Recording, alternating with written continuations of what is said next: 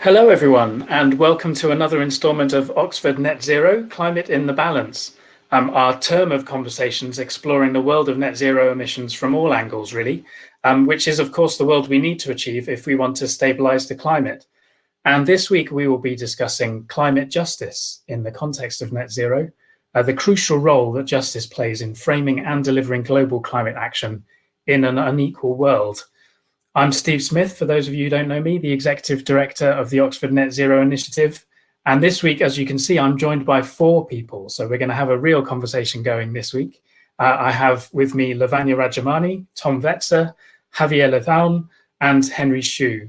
Now, Professor Lavanya Rajamani is Professor of International Environmental Law and also a coordinating lead author for the Intergovernmental Panel on Climate Change as part of their upcoming major new assessment, the 6th Assessment Report. And she's served as an advisor to many in the international climate negotiations and is one of a very select few who was actually in the core drafting team of the Paris Agreement itself. Next up, we have Thom Wetzer. He's an associate professor of law and founder of the new Oxford Sustainable Law Programme. While also being a lawyer, his research actually focuses on the corporate world, in particular finance, and how they can accelerate the transition to net zero. And there's also worked with many policymakers and central banks. Javier Lezaun is Associate Professor in the School of Anthropology and Museum Ethnography, and he's the Director of the Institute for Science, Innovation and Society, or INSIS for short. He's worked particularly on the governance and emerging politics of carbon dioxide removal, and those of you who tuned in last week will have heard our discussion on carbon dioxide removal with Tim Kruger. And last but definitely not least, Professor Henry Shue. He's Professor Emeritus of International Relations and has authored many books and papers focused on climate change, human rights, and intergenerational justice. Now, before we get going, just a reminder that we're recording this talk so you can view it again on YouTube at your leisure. And we'd like you to send us your questions. We're very keen to hear what you want to ask this illustrious lineup of conversationalists. So you need to be viewing on Crowdcast rather than YouTube if you want to ask us a question. And if you're on Crowdcast, you should be able to see an Ask a Question button at the bottom right of the screen. So click on that, you can type in your question and you can vote on other questions that you like too. So the way we're going to structure this session today is I'm going to ask each of our panel to speak. Keep it as brief as possible, please, panelists, no more than 7 minutes, and then we'll get them to react to each other as well as folding in your questions. And I'd like to start with you, Henry. So can you kick off by telling us, what do we mean by climate justice? And does the need to get to net zero in particular shed any new light on climate justice concerns? Climate justice is fundamentally the fair sharing of benefits and burdens, and it's an issue that's been internal to the negotiations about climate change and really at their heart from the beginning around 1990. But the adoption of the goal of net zero carbon emissions by 2050 has greatly intensified the significance of the issue of climate justice. I'm, by the way, going to talk for now as if we all know exactly what net zero means and as if we all mean the same thing, which is probably not true. So we'll need to come back to that. But I want to concentrate on what's meant by climate justice and how it's affected by some version or other of net zero. In the 1990s, and specifically in the Kyoto Protocol, the thought was that climate justice would be served if the wealthy countries whose industrialization had really created the problem of climate change reduced their emissions and allowed the poorer countries to continue to emit as much as was necessary in order for them to eradicate poverty and initiate sustainable development. So this was going to be a strategy of making room. We realized there was an overall limit on emissions, but we thought that if the wealthy countries cut back enough, that would leave room under the ceiling for the poorer countries. So the idea was less emissions from the rich would leave room for more emissions by the poor to develop. And that was a pleasant thought, but nothing remotely like that happened. most importantly, many wealthy countries failed to substantially reduce their emissions and continued to increase them. And meanwhile, China powered its development by burning massive amounts of coal, just as Great Britain, the US, and many other Western countries had. In only the 10 years between 2010 and 2019, more carbon dioxide was emitted than in all of human history up to 1960. So now we realize that any room within the remaining global budget of carbon dioxide that's compatible with a temperature that humans can tolerate is extremely limited, and net carbon emissions have to reach zero soon. It's impossible to have very much more activity fueled by fossil fuels, including much more poverty eradication. So what do? Shall we tell the poor that they'll just have to not develop because they can't use the fossil fuel that they might like to use? Well, justice is the fair sharing of benefits and burdens, and that certainly means we shouldn't solve the problem of climate change originally created by wealthy nations by inflicting the burden of quickly reducing emissions on the backs of the poorest people of the world by demanding that they stop developing. But all of us, including the poorest, must eliminate net carbon emissions. So clearly then, those of us with the most resources and the most responsibility for the problem need to enable the poorest to continue to develop and arrive at sustainable emissions, but without net carbon emissions. What does this mean concretely? Well, above all, it means we mustn't become so obsessed with reducing our own emissions that we fail to invest in enabling poor countries to avoid increasing theirs. For example, India could add 450 gigawatts of solar and wind energy, mostly solar, by 2030 if $500 billion was invested in the relevant facilities and infrastructure. But much of that capital needs to come from outside India. This would enable India to avoid building more coal-burning facilities and then eventually stop using their existing coal-burning facilities, which not only would help avoid making climate change worse, but would save thousands of Indians from dying from the air pollution, and especially the particulate matter from the burning of the coal. So the general point is that our obligations of justice by no means are exhausted by investing to reduce our own emissions, but they also require us to invest in avoiding increases of emissions by countries that are developing by enabling them to develop with infrastructure that doesn't burn fossil fuels. So we really do need to act globally. And globally needs to be understood in terms of time as well as space. So far, I've only talked about international justice, but intergenerational justice is even more important, at least in the respect that it involves innumerable people for the indefinite future. And at least the first generations of these people are at our mercy because they're going to have to deal with whatever kind of world we leave them. They'll almost certainly confront worse climate change. And if we also leave them with an energy system still dominated by fossil fuels, I think they may rightly despise us for having been so good for nothing. So, Steve, this is an additional powerful reason why we need to decarbonize the whole global economy as quickly as possible. Thanks, Henry, for that fairly clear-eyed and sober assessment of what climate negotiations have done for us so far, and also the challenges, but also the role of finance in enabling different countries to develop from a different starting point. So I'll turn to you now, Lavanya, given your experience of the international negotiation process directly. What would you say is, how does the architecture of the international negotiations stand and where it might move? How does that ensure the credibility and fairness of the kind of net zero targets and the interim action coming forward from different countries and governments? Thank you, Stephen. Also, thank you, Henry, for getting us started on this very important topic.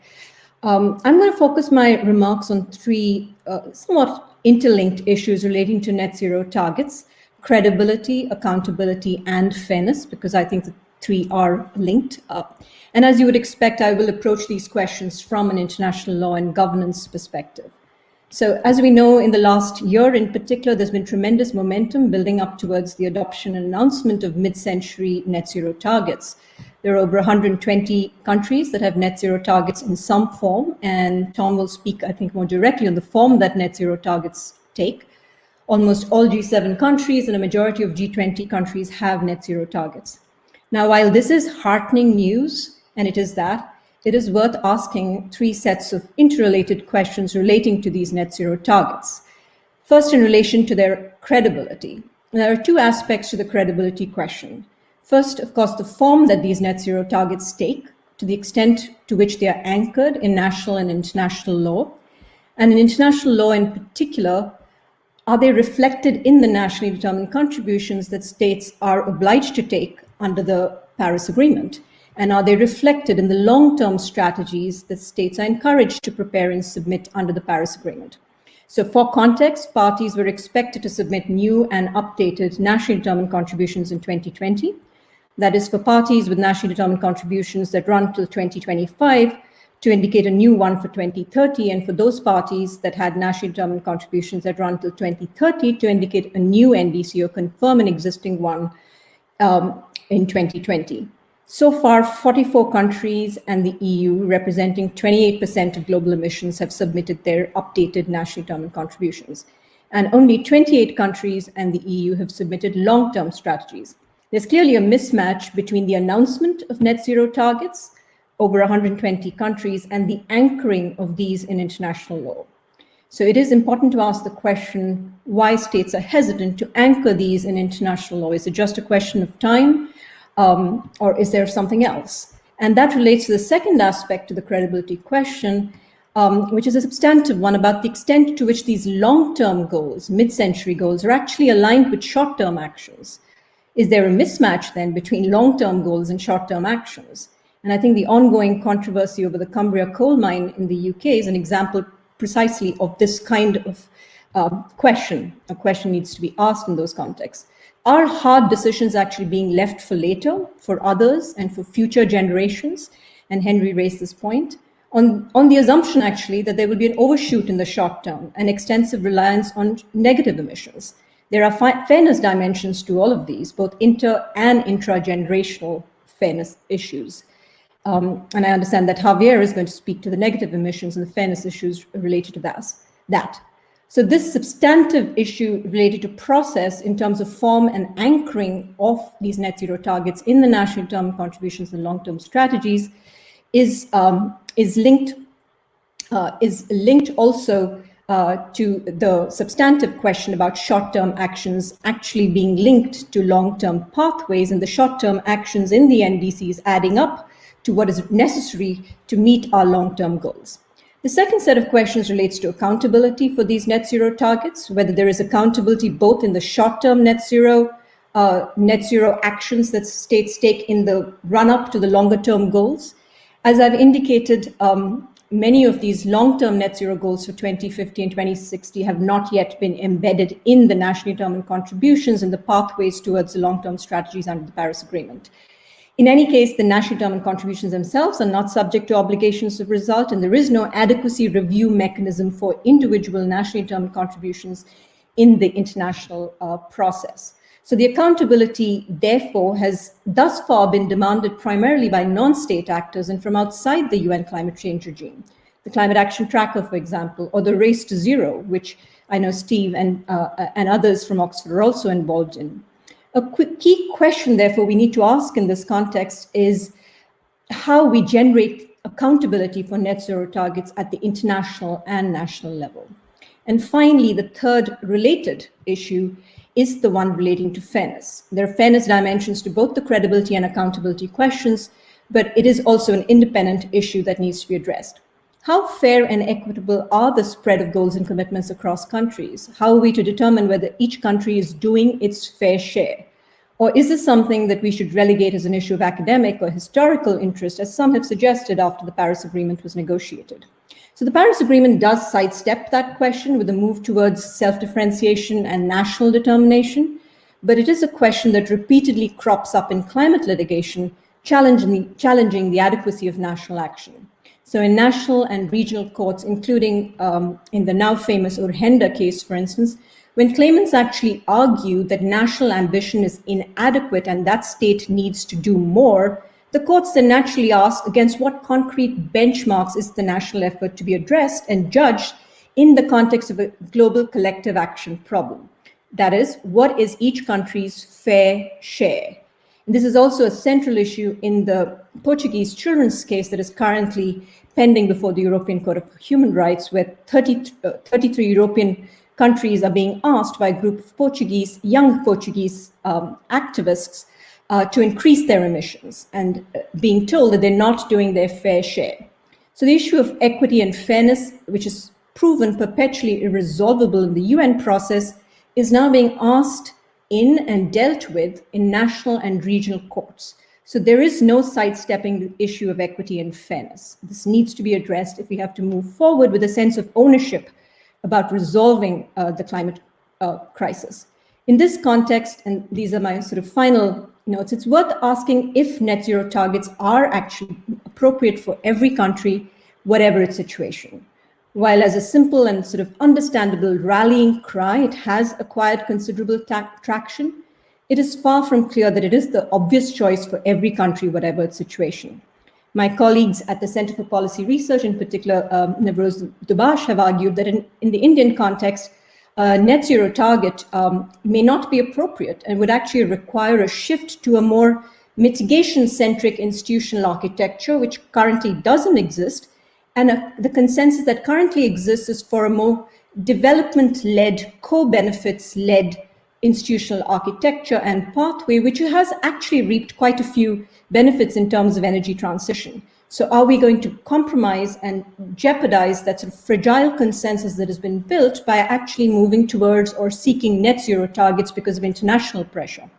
So to conclude, we need to ask and answer these questions about accountability, about credibility and fairness. And these are interlinked issues before we actually platform and applaud net zero targets. And certainly before we begin to bring pressure on all countries, whatever their national circumstances, to adopt them.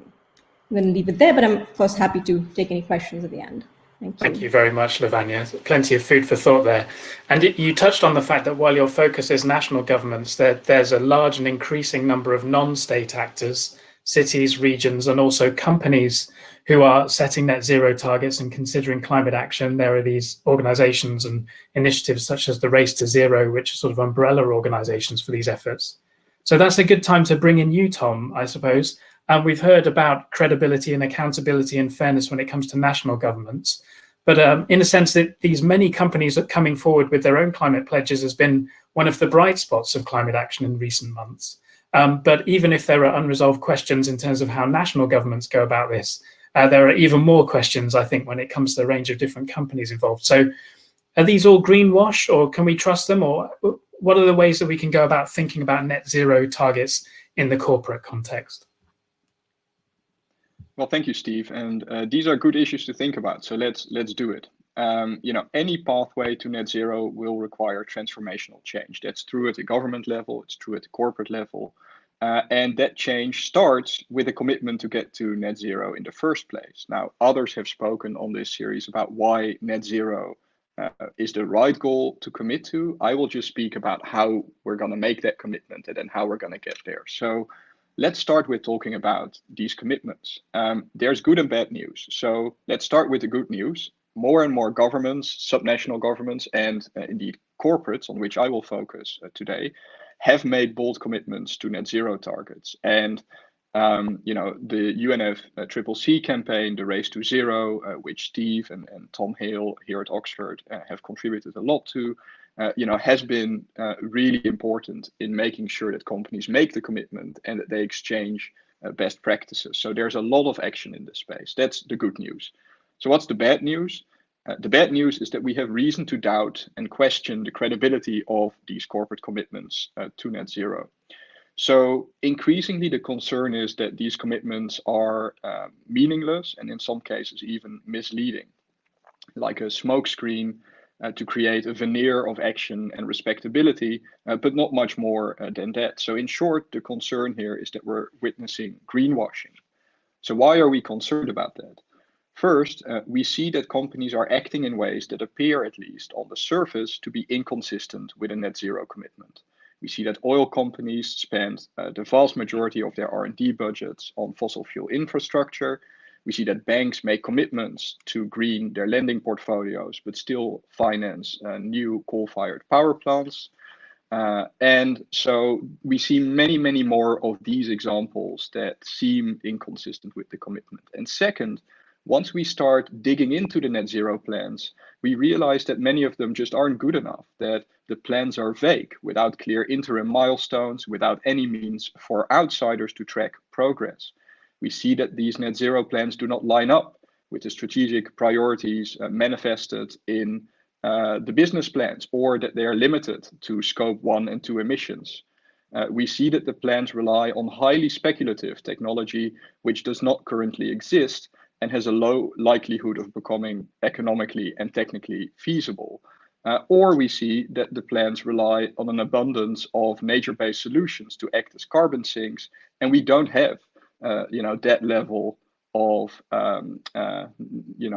nature-based solutions to basically allow all the companies that are using them to essentially satisfy their needs.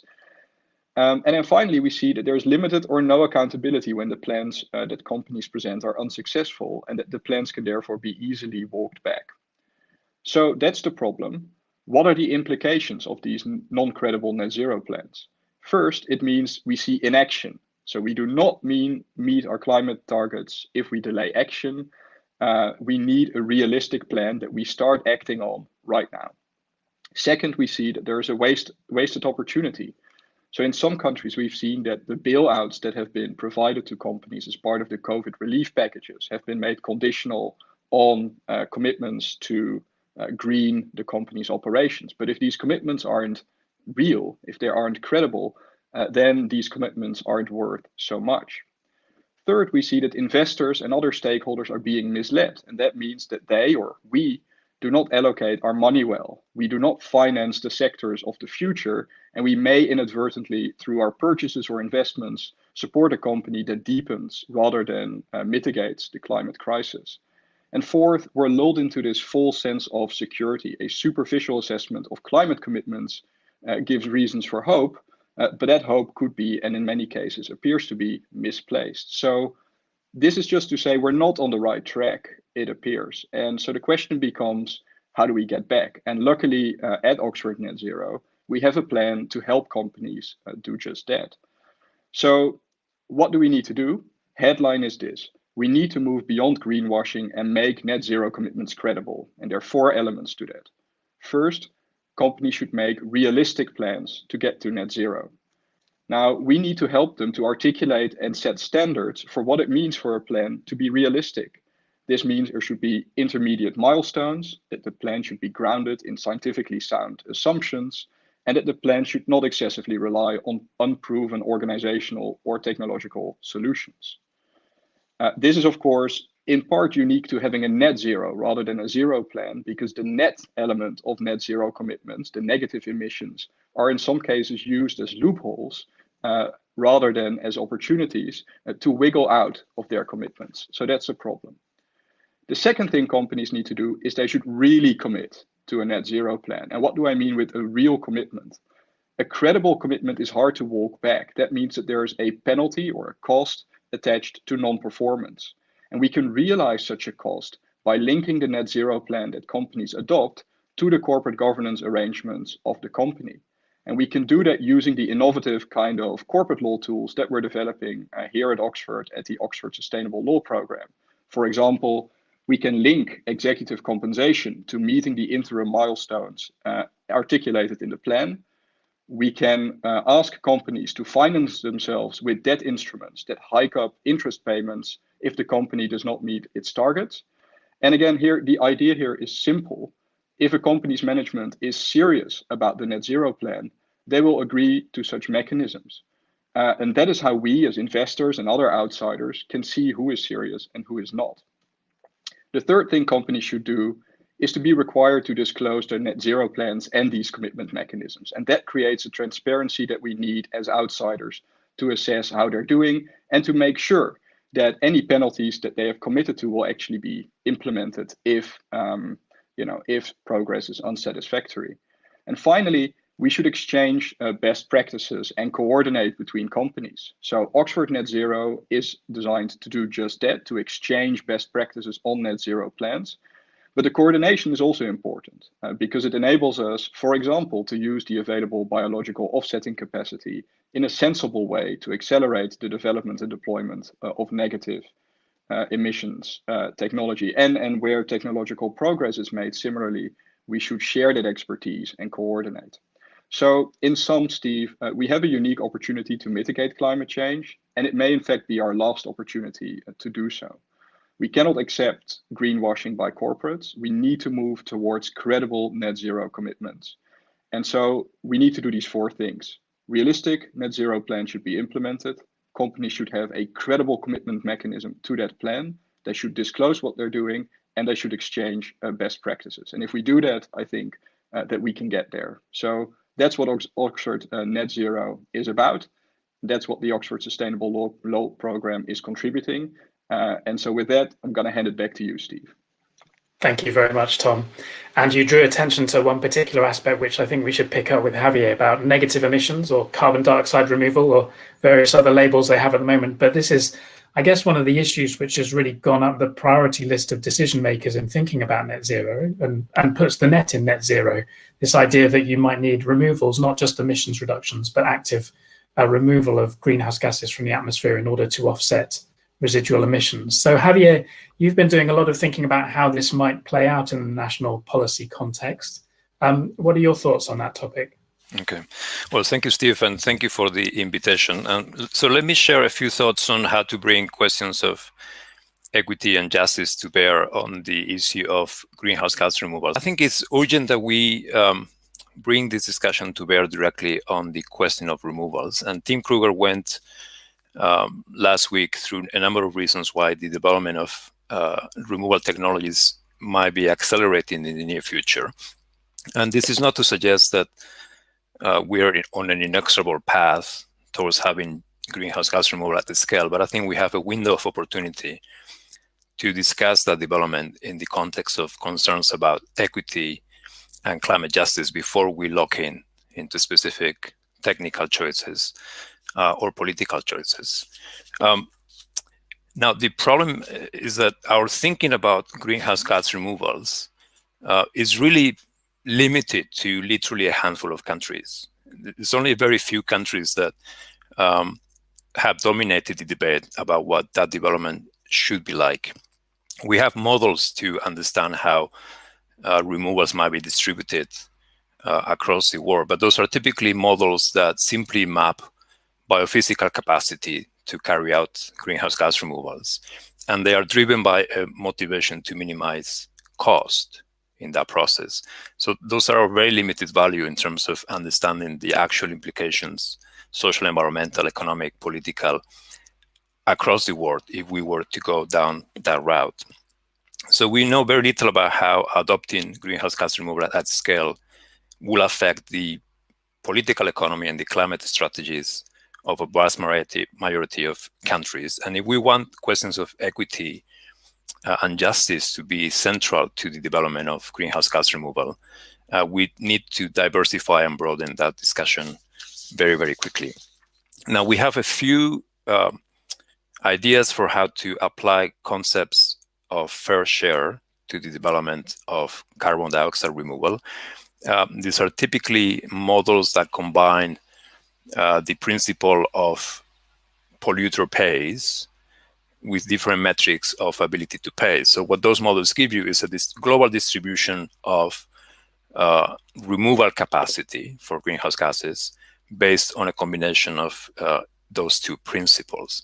Assuming that there will be a global burden to remove a certain amount of greenhouse gases from the atmosphere, how do we allocate quotas, so to speak, to different countries for the removing efforts? And of course, as always, there's a significant philosophical and political problem anytime we try to translate principles into national quotas. For one, that very idea assumes a degree of global coordination that rarely exists. It's also a process that is unable to address domestic dimensions of equity or inequity, which in this context are often the most important ones. And that global allocation of GGR quotas to different countries also struggles to account for the likely transnational supply chains that will be involved in carbon dioxide removal at scale. Now, in terms of how to think differently about equity and justice in relation to greenhouse gas removal, I'm very taken by two ideas which I've borrowed/stolen from colleagues. One of them is present today. One is the idea of governing greenhouse gas removal from the ground up, which is a theme developed by Rob Bellamy and Oliver Gieden in a recent piece. And that assumes a very bottom-up process through which countries will assess their own capacities and make their own choices in deciding whether to develop any kind of removal capability and how to do so in a way that is best aligned with other development goals.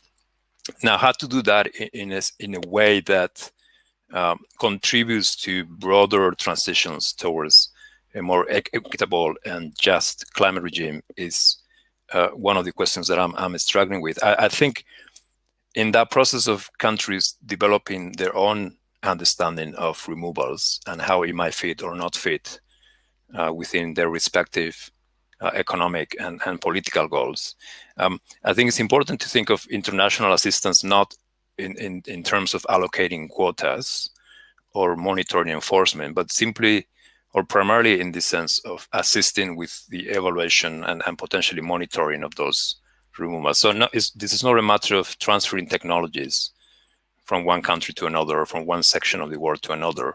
I think it's more a question of collaboratively assessing the relevance of some of those options for individual countries. And the other idea I'm very intrigued by is the possibility of developing a taxonomy of greenhouse gas removals. And here I draw heavily on Henry's own work, because as we know, Henry produced almost 30 years ago very similar work in terms of differentiating between different kinds of emissions, right? Luxury emissions versus subsistence emissions. And I think there's a similar work to be done in terms of producing a more nuanced taxonomy of removals. Not all carbon dioxide removals will be born equal, so to speak. And Henry himself has developed this idea quite far already, for example, in his distinction between enhancement removals, which will contribute to mitigation efforts, versus remedial removals, which will have to make up for failures in the reduction of greenhouse gas emissions. So I find this issue of breaking down the category of removal in the same way that we need to break down the category of so-called negative emissions technologies into very specific kinds of interventions very intriguing. So I'll leave it at that, and hopefully we'll still have time for a bit of a discussion. Thank you very much, Javier. A huge amount of food for thought from all of you there.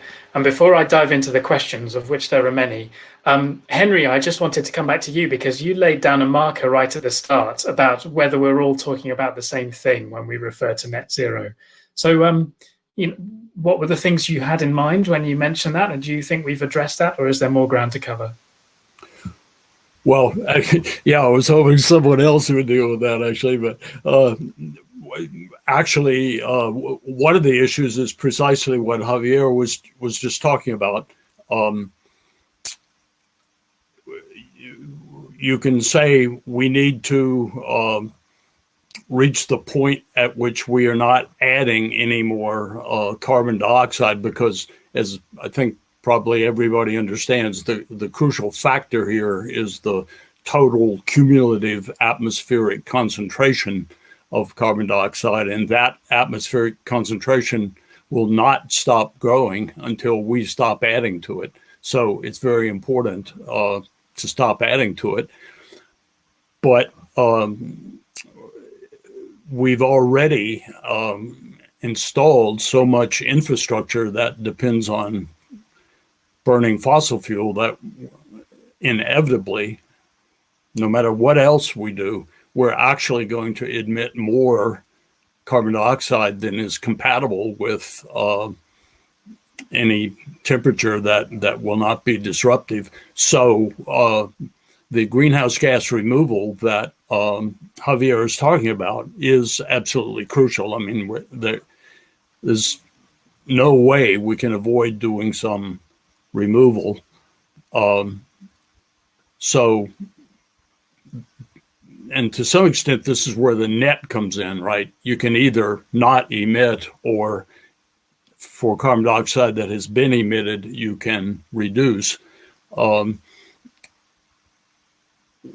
of the crucial issues, of course, though, is there's a great temptation to think that since maybe we'll be able to remove a lot of carbon dioxide later, we don't need to worry so much about not emitting more now. And that's a very dangerous thought for lots of reasons. Even though probably we can do some reduction, it's still very important to keep the emissions as low as they possibly can be. But besides the fact that we've already installed enough infrastructure using fossil fuel that we're sort of bound to overshoot a reasonable level, there are also some uses of fossil fuels that are very difficult to eliminate. And it's possible, we don't really know, that we'll have to continue some of those uses and then balance them out with reductions. So there's the distinction I think you're highlighting is between two different possible roles of removals. One is just to offset in any given year some residual fossil fuel emissions, but then the possibility that we might exceed and go beyond the bounds of what we deem credible. And then globally, net zero is not the end goal. It's actually net negative in some sense, potentially. But then, right. Yes, the hazards of folding that into thinking in the near term. Does anyone else just want to chip in on that briefly before I jump into questions? You're being very kind. Yes, we should make sure that everyone in the audience gets a chance to be heard too. And we've got a fantastic range of questions, actually. The first one is about multinational companies. So actually, I'm going to ask you to lead off on this one, Thom. It's from Jill. And she asks, why is there not a carbon tax on multinational companies, not countries? So looking at the corporate level rather than the government level, particularly the multinational companies that generate the most carbon pollution. Why should the taxpayers always pay to clear up pollution? I guess there's a more general question there about the sort of legislative and financial instruments that you think should be brought to bear on corporate action to reduce emissions. I mean, this question from Jill is a great one. And to be honest, I'm not sure I have a satisfactory answer to it. So, you know, economists across the world agree that having carbon taxes imposed is the right way to do it. It internalizes the externality. It means that companies will have to basically be forced to take the cost of their emission, or at least some element of that cost, into account. And, you know, from an economic theory perspective, it would mean that companies will automatically face incentives to reduce their emissions. Now, why is this solution not there? Who can tell, right? There are many reasons, for political reasons. There are many business reasons to think why the dynamics may not tend towards the adoption of such a policy. There may be countries that are concerned that if they unilaterally impose such a tax on companies with their headquarters or main base of operations in that country, that the companies will simply move to another jurisdiction. So these kind of competitive angles feature heavily. So the carbon tax, even though it is first best, is not, unfortunately, the tool that seems most likely to be adopted in the near term, at least not to a degree where the tax is set at a sufficiently high level to lead to the kind of reductions that we need to see. And that's why, as a second best option, we have to rely on the financial markets, which after all aggregate all our preferences, to exert pressure. And that's where the net zero commitments and their disclosure comes in and is so important, because through those commitments and through those disclosures, we can at least see which companies are taking action and which are not. And then we can adjust our financing decisions, our consumption decisions, and so on accordingly. But I agree with Jill that, with what is implicit in her question, I think, is that's a second best solution. And it's definitely one that's more complicated to implement than a carbon tax would be.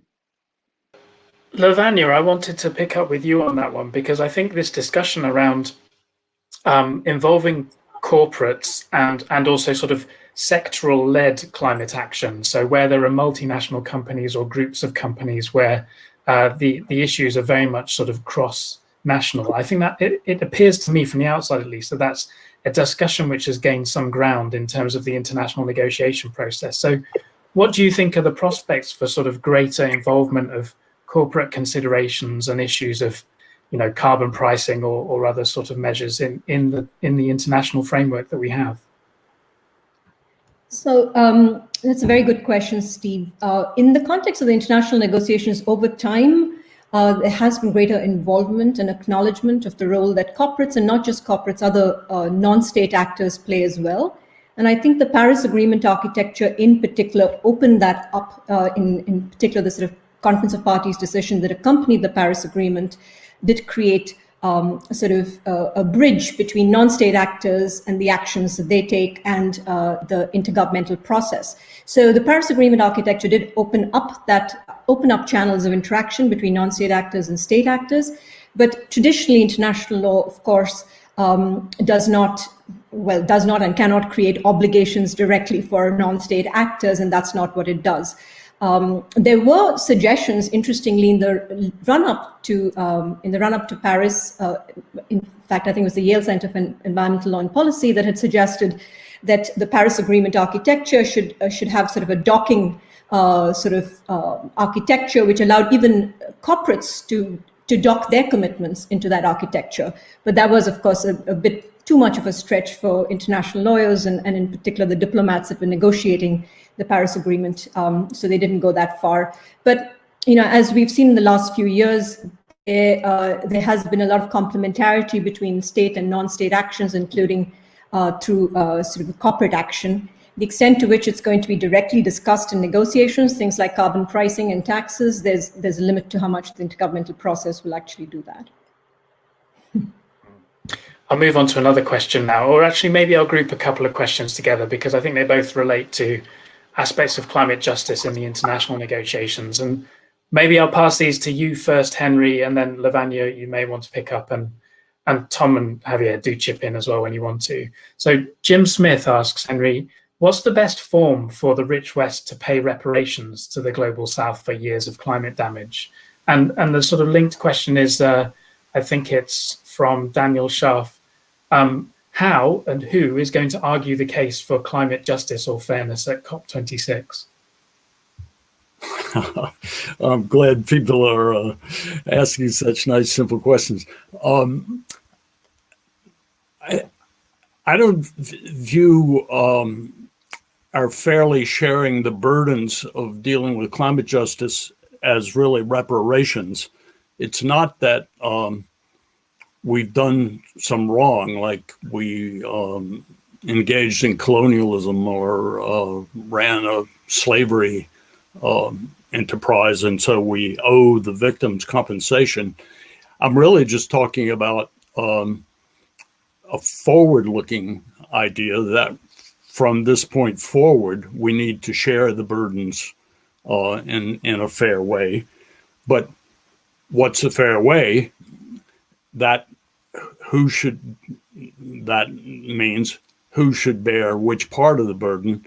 And as we normally think about such questions, people who've caused the problem are the ones who, if possible, should deal with it. You should clean up your own mess, in effect. So I don't view us as, compensating India or compensating Africa for bad things we did. I'm just saying there's certain onerous tasks that have to be performed now. Somebody's going to have to perform them. How do we allocate them among various people? The second question was, who are the appropriate spokespeople? Was that right? Who should advocate? Who is going to argue for climate justice at COP26? Well, people are arguing for climate justice already. I mean, this is part of the reason this has been at the heart of the negotiations, is that from the very beginning, people mostly in the West started saying, well, we have a global problem here. We're all going to have to work on it. And some of the people from the less rich countries said, yeah, it's a global problem, all right, but we didn't all contribute equally to creating it. And so in a line with the principle I was referring to earlier, you guys are the ones who mostly made the mess. So why don't you mostly clean it up? So in other words, the less rich countries have from the very beginning raised the issue of climate justice. And in fact, it's been the argument over this has really, in some cases, kept the negotiations from moving forward. But there's no way around that, because people are not going to cooperate with something that they think is unfair to them. Lavanya, do you want to add some thoughts? Thank you, Henry and Steve. Great questions from the audience on this. I agree with Henry. I think the focus going forward has to be on solidarity rather than on reparations, because we've had that conversation about reparations. It has not been a productive conversation. Acknowledging, of course, the historical responsibility of some nations and many nations for creating the problem and the unequal contributions that Henry spoke to. Going forward, I think it has to be very much a solidarity-based sort of framing that we need to approach this defining issue of the century with. In relation to the question about COP26, I think there are two elements to this question, and at least the way that I'd like to answer it. One is who's going to raise these issues, and the second is where these are going to be raised. And I think the second one is interlinked as well, because the Paris Agreement did in some senses sidestep the sort of controversial and contentious, multilaterally sort of negotiated burden sharing question, which was reflected to some extent in the Kyoto Protocol, but that consensus did not exist for the Paris Agreement, so we moved beyond that. And so it sidestepped that issue. But having said that, the issues didn't die. So equity and fairness issues continue. And there are sort of many areas in which equity and fairness issues will be raised. They will be raised in the context of finance. They will be raised in the context of transparency framework, where capacity building for transparency in some countries still needs to be built. They will be raised in multiple contexts across the negotiations and across agenda items in COP26 and beyond. And each sort of these issues will have its own champions. Will be the least developed countries, the small island states, African countries, and certainly the like-minded developing countries of which India and China are part. So there will be many champions for equity issues. I think the issue of where these issues will be best addressed is perhaps even a more interesting question, because for one, there are very few avenues for it. One of those avenues is when countries actually put forward their nationally determined contributions, they're meant to and required to provide information on the fairness and ambition of their nationally determined contributions. So in a sense, what the Paris Agreement has done is to devolve or decentralize the fairness question, so that states are actually putting forward their own sort of narratives of fairness, right? And in these narratives, of course, many of these narratives are self-serving narratives.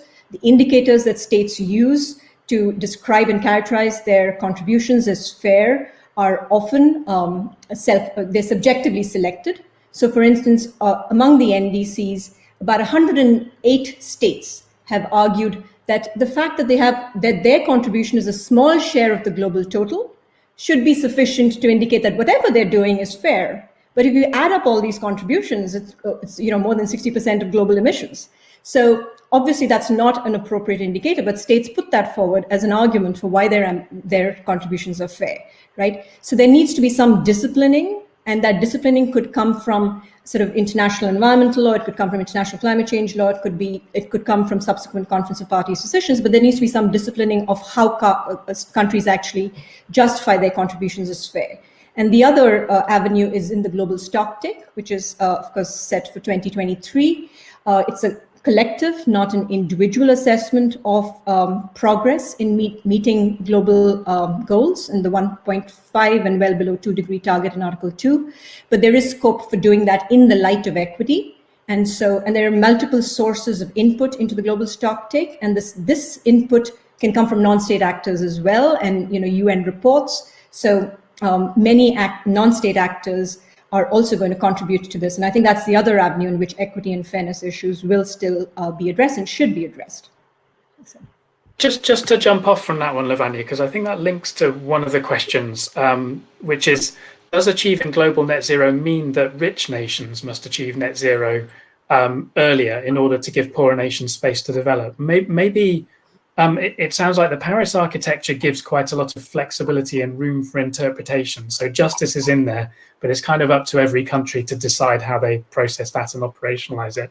But are there emerging kind of commonly agreed principles about what we mean by equity parameters and justice parameters? And is it as simple as if you're rich, you have to go to net zero first? Well, I wish there were, but there aren't commonly agreed, multilaterally agreed parameters for equity and justice. I think it's an ongoing battle, and I think one that all of us are part of. But I think we need to discipline that understanding of what equity and fairness is, as I was trying to explain earlier. So no, unfortunately, there aren't multilaterally agreed parameters on this, and that's part of the problem. Javier, I have a question for you, because it's about CO2 removal and it's about names. And I think given your experience of thinking about net zero and carbon dioxide removal in other contexts and cultures, you might have an interesting perspective on this. We have a question from Lewis Cleverdon, who really doesn't like the use of off-putting terms such as negative emissions and carbon dioxide removal. He says carbon recovery is a fully sufficient alternative. I think there is some discussion, and there are different labels that get used in this, and we've also heard about nature-based solutions as well, some of which carbon removal. But is carbon removal a sort of universally accepted label, or is there an alternative? Does it mean the same thing in different cultures and contexts, or is that still fluid at the moment? Would you have advice on the right framing for this stuff?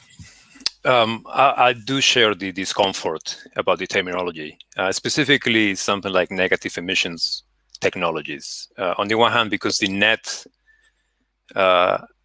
aspect creates a series of loopholes and deferrals for how people avoid accountability in the short term, but also because we're not really speaking about technologies as such, as standalone entities. We are speaking about fairly complex socio-technical interventions to remove CO2 and other greenhouse gases from the atmosphere. So we need better terms. I keep using carbon dioxide removal or greenhouse gas removal because it seems to me relatively more neutral. Obviously, the problem with nature-based solutions is that the definition of what counts as natural and to what degree is bound to be very heterogeneous around the world.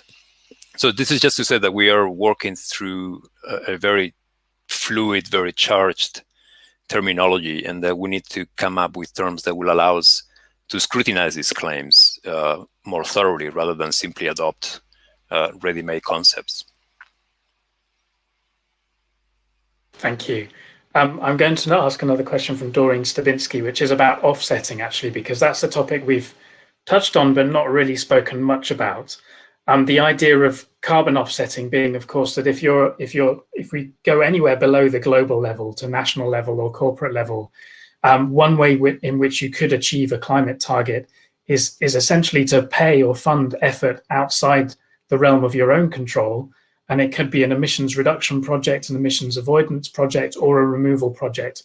But then you can accrue the credit and sort of count that on your balance sheet towards a target.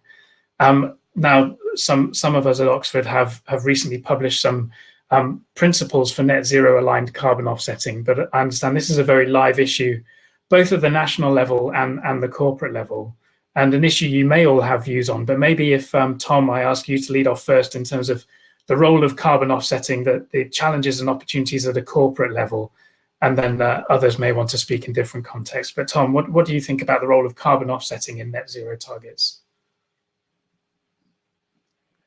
Yeah, I mean, I think, the governance of carbon offsetting and anything, whether we call it negative emissions or, whatever, it's the area, I think, where the governance issue becomes perhaps most pertinent. So, I mentioned in my remarks that, for example, we see in these plans that there's a reliance on technology that's unproven, that's not commercially available at scale. And Javier and Henry spoke about how that creates incentives or loopholes for companies and other actors to basically put off action to the future. So that's problem number one. I think problem number two is that, and I hinted at this as well, is that we have a problem around these biological offsets in particular. And, the available biological offsetting capacity in the long term, requires an amount of ecosystem resources that we do not have. And so I think an ethical question or a practical question with clear ethical implications is, that we need to decide on an approach that specifies which types of emissions should be biologically offset and which eliminated or offset with more expensive technological solutions. So I think there, you need some coordination that can't only come from corporates, because of course, from the corporate perspective, you're going to go for the solution that seems most readily and most readily available and most affordable. But if all corporations, and in particular the wealthier corporations, start doing that, then we get that problem of the commons. And so this is an area where it appears some solidarity at the international level, some coordination at the international level is badly needed. And Lavanya, I understand that in discussing the operationalization of the Paris Agreement, this idea of carbon markets and trading of effort between different countries and different sovereign boundaries is a very live one. So what's the sort of, where is the discussion out there, and what are the prospects for that moving forward? So I think that's a big question for the remaining 2 minutes that we have. So I'm just going to do this in a telegraphic manner. I think it's the one aspect of the rules under the sort of Paris Agreement that have not yet been resolved, and there are obviously some fundamental issues relating to accountability and credibility of offsetting and sort of trading between countries that are yet to be resolved. Also in terms of the credits under Kyoto, to the extent to which they accrue and can be carried forward. There are many sort of complicated questions, and there's some very deeply held positions among key actors on this issue, and key governments that are led by, say, challenging conservative sort of leaders. So I'm not sure this issue is necessarily going to be resolved anytime soon, but it is, of course, important to resolve it. But it's one of those issues where it's better, I think, to wait until you have a situation in which you can have carbon markets that have some integrity in them, rather than sort of agreeing to rules that have a lot of leakage and loopholes in them. So I'm not sure that it will be resolved in COP26, especially given all the other constraints that COP26 is going to be functioning under, including perhaps a hybrid model in terms of in-person and sort of online. So it is hoped that it will be resolved, but I wouldn't be surprised if it isn't. Very good 2-minute summary there, Lavanya. That was an admirable effort. I think we have time for one more question, and this one is really outside my area of expertise, but it intrigues me, so I'm going to ask it, and perhaps it may be a philosophical one for you to answer, Henry, but I'd be interested in anyone's views on this one. It's from Mostyn Brown. It says, companies have a legal responsibility giving them certain rights and duties, including the option of lawsuits if they feel they've been unfairly treated. Will the global atmosphere ever gain a legal personality? And if so, how could it work? So that's a bit of an out there question, but in a discussion about climate ethics and justice, I think it's an intriguing one. So do you have any thoughts on that one, Henry? That's really a legal question, I think. So ideally it would have been Lavanya, but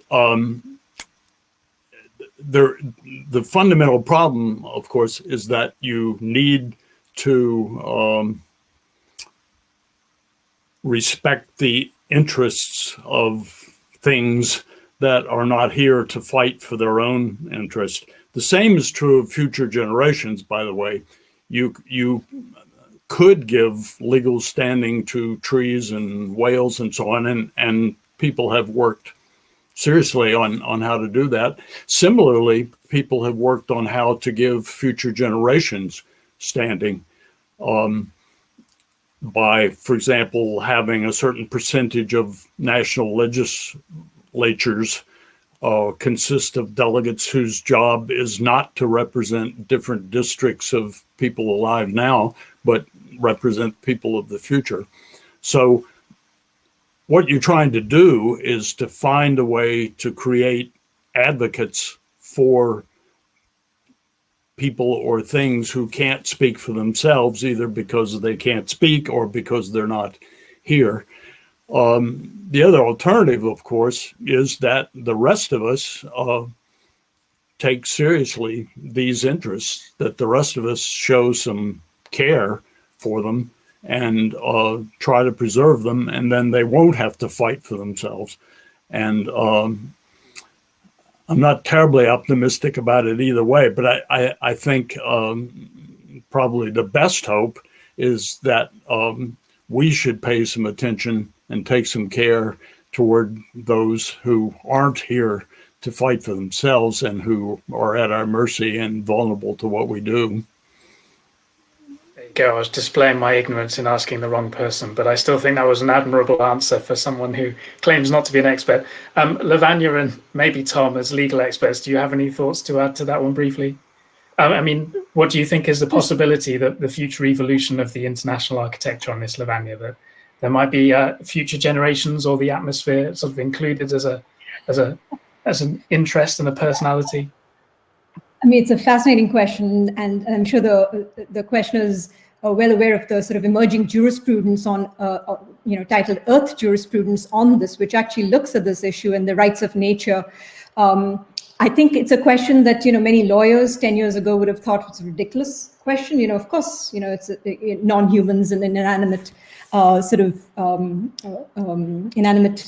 creatures and bodies and others, trees and mountains, etc., can't have rights. But I think now there's a sort of series of cases across the world where trees and rivers and mountains have been bestowed with rights. And the day may not be far away where the global atmosphere is bestowed with rights, but I think we need to think of it in terms of a way of framing these issues rather than a way of actually operationalizing protections. I think in terms of operationalizing protections, there are multiple ways of operationalizing protections for the atmosphere. And one way of doing that is through the Paris Agreement. It's another way of doing it is through sort of litigation, which sort of augments that. There are multiple ways in which we can protect the atmosphere and address the climate change challenge. But I think Earth jurisprudence and the sort of string of cases, recent cases on the rights of nature, does help support the case for framing it in a particular way that thinks beyond us as individuals. Yeah. Thank you. Unfortunately, we are well over time there, but it's a fascinating conversation, and I've really learned a lot. We'll have to draw a line under it. I'm sorry about that, but just remains for me to say a huge thank you to Lavanya Rajamani, Henry Shue, Javier Lezaun, and Thom Wetzer as well. And thank you to all of you for tuning in and joining us. You're very welcome to join us again next Monday, when I'll be discussing putting carbon into geological storage. I'll be with Professors Ros Rickaby and Mike Kendall. You can register for that, the next event in the series, clicking on the green button at the bottom of your screen. And in the meantime, have a very good week. Goodbye.